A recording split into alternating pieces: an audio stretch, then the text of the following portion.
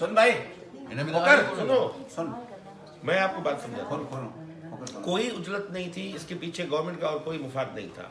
ये जब से अमेंडमेंट आई कोई 15-16 साल पहले, तो उस वक्त ये था कि अमेंडमेंट आई कि फकत प्रोफेसर और PhD holder having experience of 15 years academia का 15 साल का तजुर्बा जो है वो उसको वाइस चांसलर बना सकता है।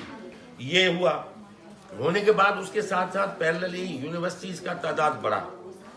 यूनिवर्सिटीज आपकी 8-10 से ऊपर होके 30 universities, public sector universities government की सिंध में बन गई।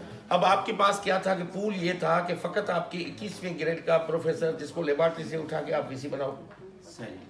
ठीक हुआ ये कि वो उसके बनने के बाद क्या हुआ कि वहां पे जो टीचर्स फ्रेटर्निटी का बंदा आया, उसने जितनी भी एसोसिएशंस थी लेक्चरर्स की, प्रोफेसर्स की, असिस्टेंट प्रोफेसर्स की, उनके प्रेशर में आने के बाद ओवर एम्प्लॉयमेंट स्टार्ट कर दी। अच्छा, ओवर एम्प्लॉयमेंट का नतीजा ये हुआ कि सिंध यूनिवर्सिटी का करंट जो इस वक्त जो रेवेन्यू है वो है 25 करोड़ रुपए या 20 करोड़ रुपए सालाना, और मंथली जो तनख्वाहें हैं इनकी वो 40 करोड़ तक पहुंच गई हैं। और आपके कराची यूनिवर्सिटी की तनख्वाहें जो है इस वक्त उसका कोई अंदाजा कोई 50-55 करोड़ के करीब उनकी सैलरी चली गई है।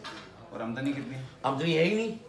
आमदनी ये है कि आपके फीस स्ट्रक्चर वही है, उस पर चल रहा है। इन्होंने मुख्तलिफ डिपार्टमेंट्स पे जिसपे 10 बच्चे बैठे हुए हैं, तो उनको फैकल्टी में भी 8 मेंबर होने चाहिए या 7 होने चाहिए। ये पीआईए वाला किस्सा हुआ, पीआईए में 550 पायलट और 30 जहाज, उसमें 10 ग्राउंडेड है। आपके डिपार्टमेंट्स में 10 बच्चे बैठे हुए और 25 टीचिंग फैकल्टी है, उसके बाद नॉन टीचिंग स्टाफ मिला के 50-60 एक डिपार्टमेंट के एम्प्लॉय हो गए। अब आप मुझे बताओ ये हुआ कैसे? ये हुआ उनके प्रेशर में मुकम्मल तौर पे, क्योंकि वो एक ही कम्युनिटी के थे। जी। अब प्रोफेसर थे, वो अपनी कम्युनिटी से निकल के ऊपर गया, तो इनके जितना प्रेशर था उन पर पड़ता गया। ये बढ़ाते गए उनके जायज नाजायज वफादार कॉलोनीज, फिर उनके घर, उनके मराते अपने तौर पे प्रोफेसर एमरिटस बन गए। अब प्रोफेसर एमरिटस बनना आपको पता है पूरे सिंध में professor emeritus doctor N A Baloch एक था जिसके पीछे कोई 70-80 किताबें थी, उसका रिसर्च था।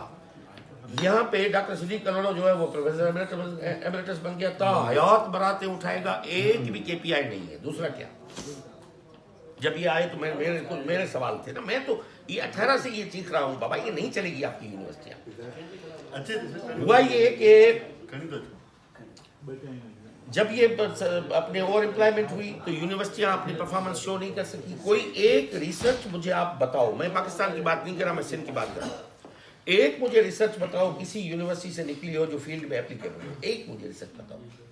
आइडियल तो ये था कि एक रिसर्चर एकेडमिक प्रोफेसर बैठा हुआ है यूनिवर्सिटी का वाइस चांसलर, उसकी मौजूदगी में, और नहीं तो गंदुम का जो ऐसा सीड आता है जो सिंध के बेचारे लोग जो है वहां से पैसे देके भी 60 मन तक अपनी पैदावार को पहुंचा। वेटनरी से कम एक वैक्सीन आती जो एफएमडी को खत्म करती है, और आपके यहाँ से जो एनिमल्स है वो दुनिया में मार्केट होते हैं और लोगों को रेट मिलते। मेडिकल में कम से कम एक कोई ऐसी रिसर्च आती जिसमें पता चलता कि कोविड के वक्त में आप कोविड की वैक्सीन ना लाएं, उसको कम से कम कोई ऐसा प्लान आता कि how to mitigate this menace. ये यूनिवर्सिटियों का काम था।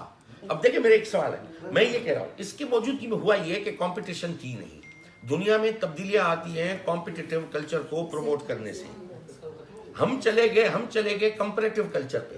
वो कंपैरेटिव कल्चर का दुनिया में कहानी खत्म हो गई, वो फ्रेंच रेवोल्यूशन के बाद ही कहानी खत्म हो गई थी। अब है दुनिया में survival of fittest and competitive. अब ये था कि सिलेक्शन कमेटी में गालियां देते कि ये प्रोफेसर भेजते हैं। अब प्रोफेसर 21वें ग्रेड के सिंध में जितने भी थे जो एलिजिबल थे, 15 साल का एक्सपीरियंस हो, फिर उसके हैक में इतने रिसर्च पेपर हो, इस क्राइटेरिया पे तो पूल ही कोई 25-30 लोगों का बना। अच्छा, पूरा 30 लोगों का पूल जो बना, तो इसमें से लोग घूम के कई वाइस चांसलर वहां पे बन रहा है, कोई वहां पे बन रहा है, कोई वहां पे बन रहा है। एक ही मुद्दा